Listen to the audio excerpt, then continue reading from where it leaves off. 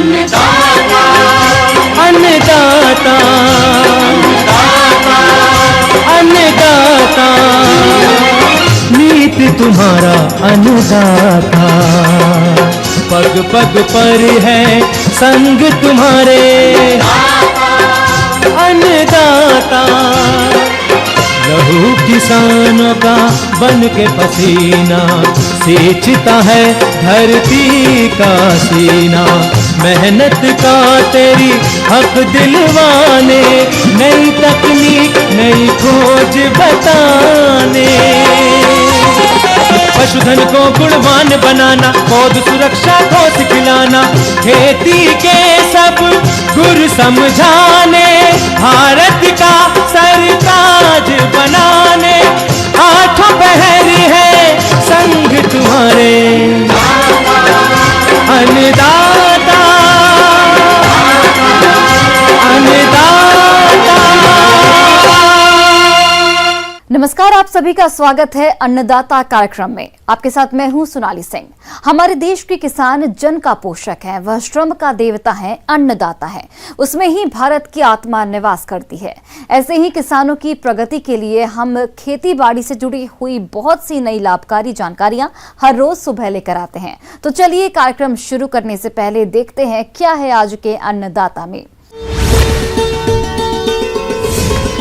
जायद तिल की फसल में किए जाने वाले जरूरी कार्य।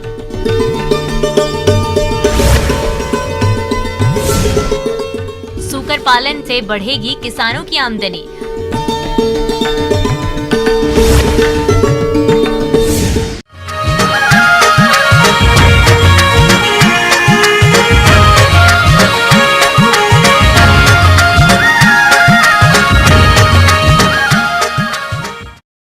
जायद मौसम में तिल की खेती अपने राज्य में कई किसान भाई करते हैं, और जिन किसानों ने तिल की बुआई समय से कर दी थी, अब उनकी फसल बढ़वार की अलग अलग अवस्थाओं पर है।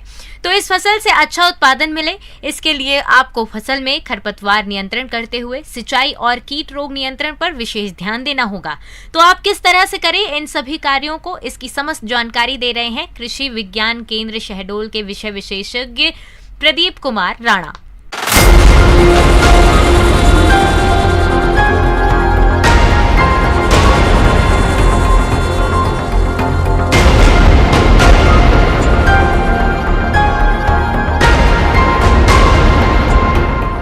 हम बात करते हैं कि ग्रीष्मकालीन तिल की लग चुकी है हमारी तिल, और उसकी एक बार गुड़ाई भी हो चुकी है। तिल की फसल में खरपतवार अधिक देखने को मिलते हैं, जो फसल से खाद, उर्वरक और पानी के लिए प्रतिस्पर्धा करते रहते हैं, जिससे फसल की बढ़वार पर विपरीत प्रभाव पड़ता है। साथ ही साथ फसल पूर्ण रूप से कमजोर हो जाती है और फिर आगे चलकर फसल उत्पादन में कमी आ जाती है। और इस समय हमारी तिल में बढ़िया पुष्पन का समय चल रहा होगा, और इस समय जब पुष्पन चल रहा है तो एक और बार बार सिंचाइयों की आवश्यकता पड़ती है, तो खरपतवार भी आते हैं, तो उनके लिए हमको बार बार निंदाई गुड़ाई करना पड़ेगा कि थोड़े खरपतवार हैं तो हम दूसरी भी निंदाई गुड़ाई कर लें। अब दूसरी बात आती है सिंचाई की, तो हमको समय समय पे मिट्टी की जो आवश्यकता है और भूमि की क्षमता के अनुसार हमको सिंचाई करना चाहिए। जैसा कि अगर हम स्प्रिंकलर से करते हैं तो और अच्छा है, अगर आप फ्लड इरिगेशन भी करते हैं तो इतनी मात्रा में मत करिए जिससे कि आपको नुकसान हो। आप बिल्कुल नियंत्रित मात्रा में कंट्रोल तरीके से बिल्कुल फ्लड इरिगेशन करिए। और अभी गर्मी जैसे टेम्परेचर बढ़ चुका है, उसके हिसाब से 8-10 दिन के अंतराल में आप बढ़िया सिंचाई करिए। पोषक प्रबंधन की बात करते हैं तो हम अभी ज़्यादा ज़रूरत नहीं है, लेकिन अगर आपको लगता है तो थोड़ी मात्रा में आप यानी कि 0052 या 0050 का छिड़काव कर सकते हैं एक बार, और बिल्कुल कम मात्रा में करना है। बिल्कुल 1 किलोग्राम 200 लीटर पानी के साथ में आपको इसका मिला के प्रति एकड़ के हिसाब से आपको छिड़काव करना है। हम इसमें फसल सुरक्षा की बात करते हैं तो सबसे पहले हम कीटों की बात करते हैं। कीट इसमें तिल हॉक मॉक लगता है।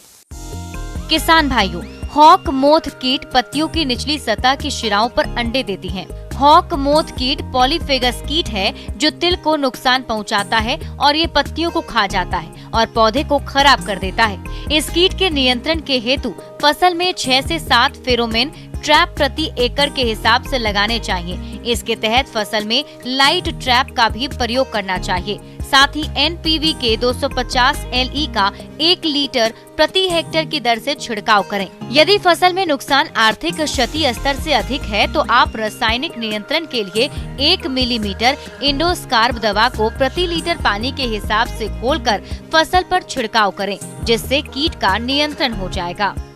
जो आपकी तम्बाकू की इल्ली लगती है उसमें जो पत्ती को लपेट देती है, और पत्ती को लपेटने के बाद में वो क्या करती कि पत्ती जैसे लपेट गई तो उसमें प्रकाश संश्लेषण की क्रिया जो होती है वो घटने लगती है, जिससे कि हमारे पौधे को नुकसान होता है। अगर आपको ऐसा लगता है कि कम है, प्रारंभिक अवस्था में है कीट, तो आप नीम तेल का भी छिड़काव कर सकते हैं। इसमें 5 ml नीम तेल का प्रति लीटर के हिसाब से आप बढ़िया उसके में छिड़काव करिए।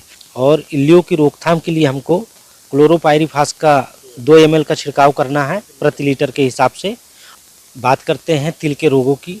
इसमें जो मुख्य प्रकार का रोग लगता है फाइलोडी। वो रोग ऐसा होता है कि बिल्कुल उसके पत्तियों को जकड़ लेता है, उसके जो फलियां होती उसको जकड़ लेता है, और उसके पुष्प जो होते हैं वो बिल्कुल यानी कि पत्तियों के नुमा गुच्छादार गुलदस्ते टाइप का बन जाता है, गुम्बा टाइप का, जिससे कि यानी कि उसमें प्रकाश संश्लेषण की क्रिया नहीं होती। ना पौधा हमारा बढ़ पाता है, ना फलियां लग पाती हैं, ना फूल लग पाते हैं, और वो ना उसकी वृद्धि होती, वो एक प्रकार से रुक जाता है। चूसक कीड़े जैसे कि मक्खी हो गई, सफ़ेद मक्खी, इसको अधिकतर सफ़ेद मक्खी ही फैलाती है। अगर ऐसे पौधे आपको दिखते हैं तो आप उनको तुरंत उखाड़ करके आप कुछ ऐसी खाली जगह पे जहाँ पे जला दें या उसको दबा दें। हम इसकी रोकथाम की बात करते हैं तो रोग प्रतिरोधक प्रजातियां जो होती हैं उनको चयन करें और विश्वसनीय जगह से बीज खरीदें और बीजोपचार करें और फसल चक्र को अपनाएं, तब हमारी इस रोग से बचत हो सकती है। और सफ़ेद मक्खी के लिए हम इमिडाक्लोप्रिड 1 ml पर लीटर के हिसाब से छिड़काव करना चाहिए इसके रोकथाम के लिए। मेरे किसान भाइयों, आपको मेरे द्वारा जो बताई गई जानकारी ग्रीष्मकालीन तिल की, उसको बढ़िया आप सुनिए और उसको अपनाइए और उस तकनीकी ढंग से आप उसको बढ़िया अपनी खेती करिए और ज़्यादा लाभ कमाइए। जय किसान। राज्य के आदिवासी और कमजोर तबके के बीच सूकर पालन वर्षों से परंपरागत व्यवसाय और नियमित आय का साधन रहा है, लेकिन अब दौर बदल रहा है। आज प्रदेश के कई युवा इस व्यवसाय से लाखों की आमदनी कमा रहे हैं। इसी क्षेत्र में काम करते हुए वैज्ञानिकों ने सूकर की एक नई नस्ल झारसूक तैयार की है, जो कि किसानों के बीच काफी लोकप्रिय साबित हो रही है। तो इसके बारे में और अधिक जानकारी के लिए मिलते हैं पशु वैज्ञानिक डॉक्टर रविंद्र कुमार से।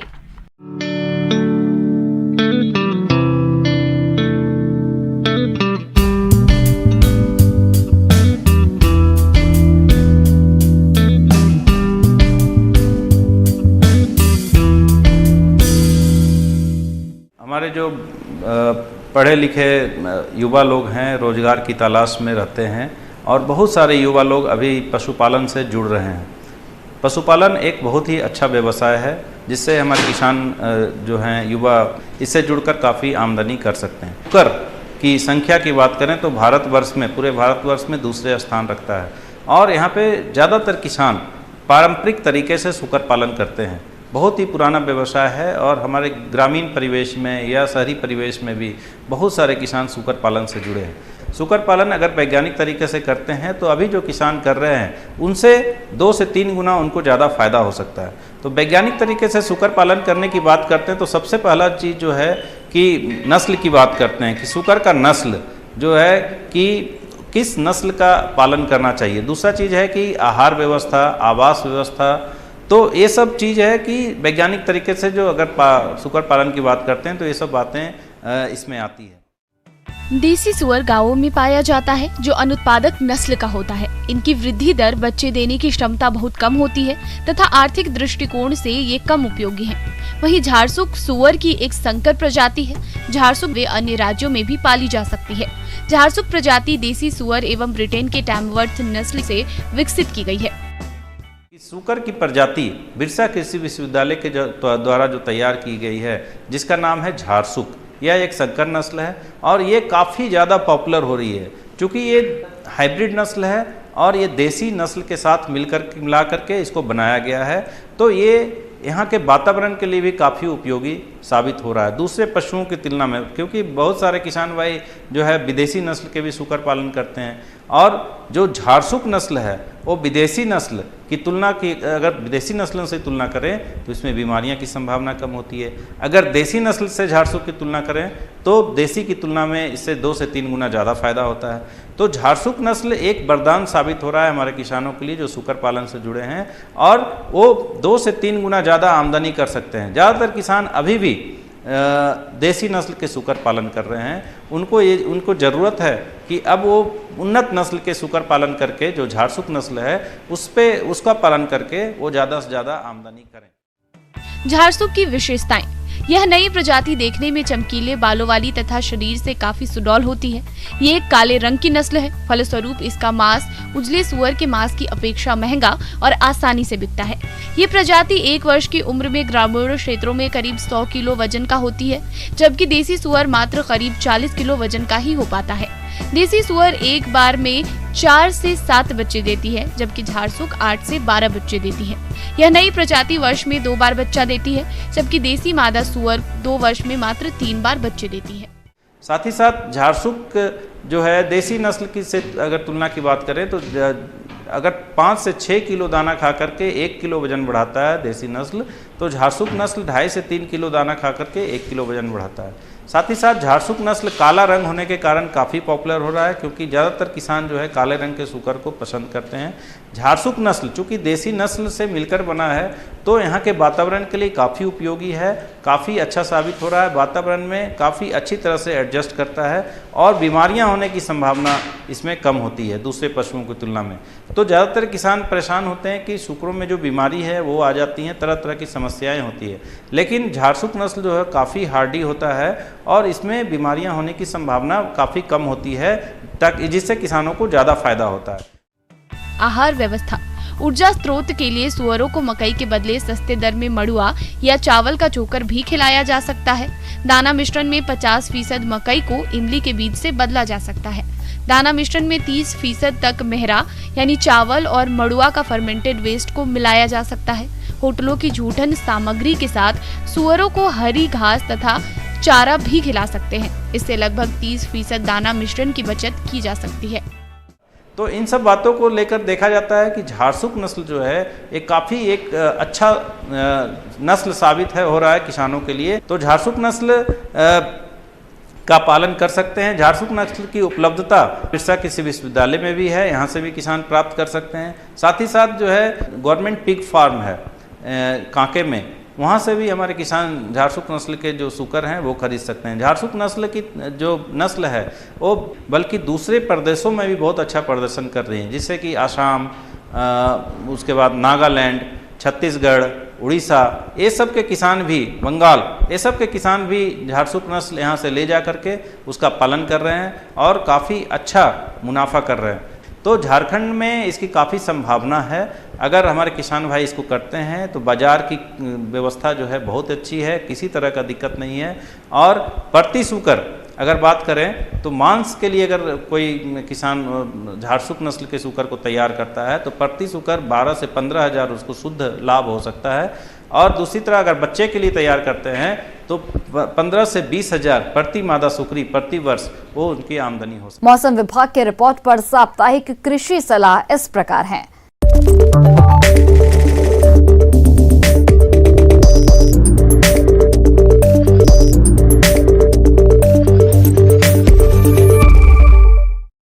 ग्रामीण कृषि मौसम सेवा प्रति लीटर पानी के हिसाब से घोल बनाकर छिड़काव करें।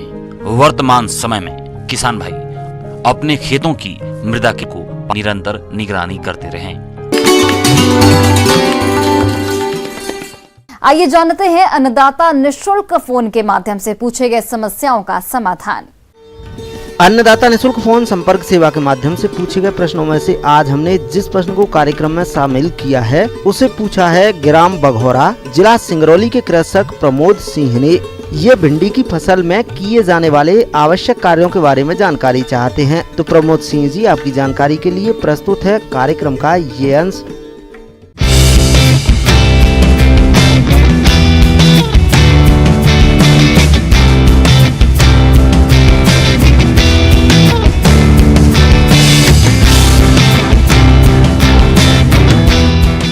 किसान भाइयों, भिंडी की फसल इस समय पुष्पन एवं फलन की अवस्था में है, तो इसमें सबसे ज़रूरी है इस समय खरपतवार प्रबंधन की।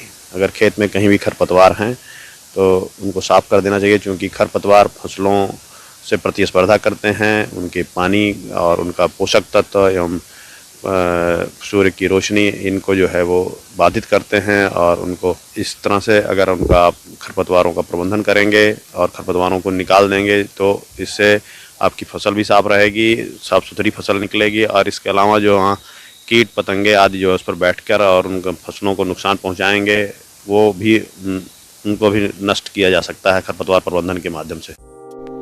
किसान भाइयों, भिंडी की फसल से यदि आपको अधिक उत्पादन प्राप्त करना है तो इसके लिए सबसे पहले आप फसल की सिंचाई और घुलनशील उर्वरकों के प्रयोग पर विशेष ध्यान दें, तभी गुणवत्ता युक्त भिंडियों की प्राप्ति होगी। इसके अलावा हम बात करेंगे नंबर 2 पर जल प्रबंधन। तो फसलों को जल बहुत ही आवश्यक है। बिना जल के फसलें जो है हो पाना संभव नहीं है, इसलिए नमी बनाए रखना खेत में ज़रूरी है। किस प्रकार की भूमि है, किस प्रकार की मिट्टी है, और इस पर निर्भर करता है कि हमें कितना पानी देना चाहिए। वैसे इसमें गर्मी का सीज़न चल रहा है, 2 से 3-4 दिन पर जो है एक सिंचाई दे देना बहुत आवश्यक है। अगर हम खेत में पर्याप्त नमी बनाए रखेंगे तो हमारा फसल का उत्पादन भी अच्छा होगा। लेकिन एक बात का ज़रूर ध्यान रखना चाहिए कि खेत में कहीं भी पानी का बढ़वार नहीं होना चाहिए। कहीं भी पानी अगर बढ़ता है, कहीं भी पानी भरता है, तो उसको जल निकास की नाली बना करके और उसको उस तरह से पानी निकास भी की व्यवस्था करना चाहिए।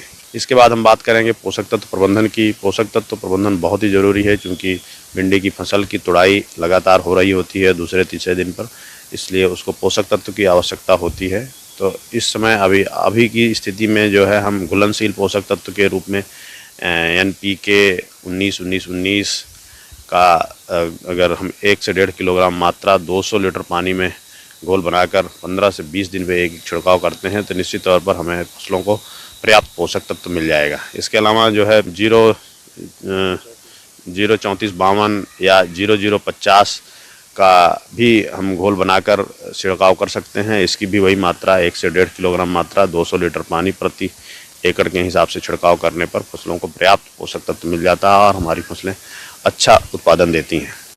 किसान भाइयों, भिंडी की फसल को कीट और रोग अधिक नुकसान पहुंचाते हैं, जिसकी वजह से फसल के उत्पादन में भारी कमी आ जाती है। इसलिए आप भिंडी की फसल को इनके प्रभाव से बचाने के लिए समय रहते नियंत्रण करें। इसके बाद किसान भाइयों हम बात करेंगे जो चौथी बात है मुख्य रूप से फसल सुरक्षा की। फसल सुरक्षा में सबसे बड़ी है बीमारी है जो है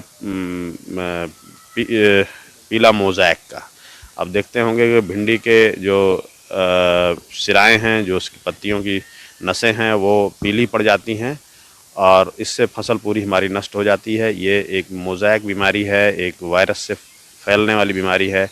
इस बीमारी का वैसे तो कोई इलाज नहीं है। इसमें सबसे पहले किसान भाइयों को चाहिए कि ग्रसित पौधों को उखाड़ लें, उखाड़ करके उसको या तो जला दें या तो ज़मीन के अंदर गाड़ दें। उसे ज़मीन के अंदर गाड़ देने से कंपोस्ट बन जाएगा, तो उससे हमें जो है पोषक तत्व भी मिलेगा। जलाने से हमें थोड़ा सा नुकसान है।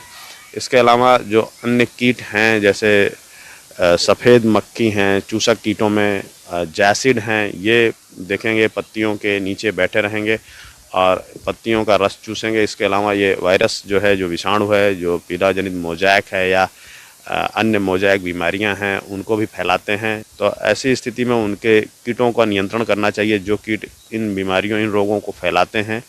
तो इसके लिए हमें इमिडाक्लोप्रिड 1 ग्राम मात्रा प्रति लीटर पानी के हिसाब से छिड़काव करना चाहिए। यदि फिर भी 10-12 दिन बाद कीट का नियंत्रण नहीं होता है तो दूसरी दवा बदल देनी चाहिए। जैसे थायामेथाक्साम 0.5 ml दवा जो है प्रति लीटर पानी के हिसाब से घोल बना कर छिड़काव करना चाहिए। इसके अलावा जो और दूसरे कीट हैं जैसे फली एवं तना वेधक जो बहुत ही इसके लिए घातक है, ये फलियों को बेच देता है, इसके जो है फलियां नष्ट हो जाती, नुकसान हो जाता है। तो किसान भाइयों इसमें जो है क्विनाल्फास या फिर क्लोरोपायरिफास का जो मिक्सचर आता है इसका घोल बना करके 1 से 1.5 ml दवा प्रति लीटर पानी के हिसाब से घोल बनाकर छिड़काव कर देना चाहिए। जिससे इसके अलावा सबसे अच्छी चीज़ है जो प्रकाश प्रपंच होता है, रात में जो लाइट जलाते हैं उसमें कीट आके फंस जाते हैं और हमारे कीट जो है उसकी संख्या नियंत्रित हो जाती है और फसलों से हम इसकी सुरक्षा कर लेते हैं। इसके अलावा फेरोमोन ट्रैप का इस्तेमाल कर देते हैं हम, इससे मेल कीट जो हैं, जो नर कीट हैं वो आके फंस जाते हैं, इससे कीटों की संख्या नियंत्रित हो जाती है। इस तरह से हम फसल की सुरक्षा कर सकते हैं। किसान भाइयों मेरे द्वारा ये बताई गई जो 4 बातें हैं, अगर इनको आप अमल में लाते हैं तो निश्चित तौर पर आपके भिंडी का फसल उत्पादन अच्छा होगा और आप अच्छा लाभ कमा सकेंगे।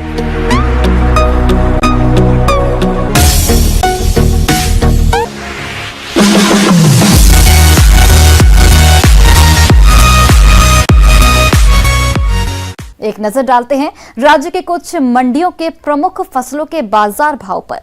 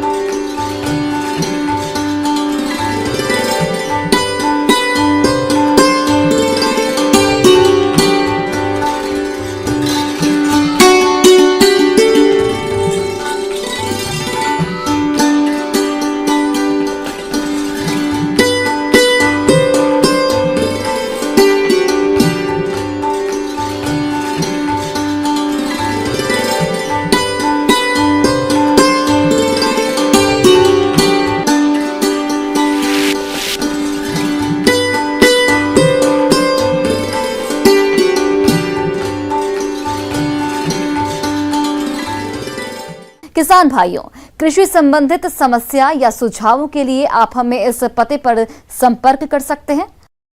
प्रोड्यूसर अन्नदाता news 18 Madhya Pradesh Chhattisgarh, Ramoji film city Hyderabad 501512। साथ ही आप हमें ईमेल भी कर सकते हैं। हमारा ईमेल आईडी है p18annadatamp@news18.com। इसके अतिरिक्त आप हमें निःशुल्क हेल्पलाइन नंबर 1800-8892-163 पर सोमवार से शनिवार सुबह 10 से शाम 4 बजे के बीच संपर्क कर सकते हैं। अब समय हो रहा है आपसे विदा लेने का। कल फिर से आपसे मुलाकात होगी कृषि से जुड़ी महत्वपूर्ण जानकारियों के साथ। नमस्कार।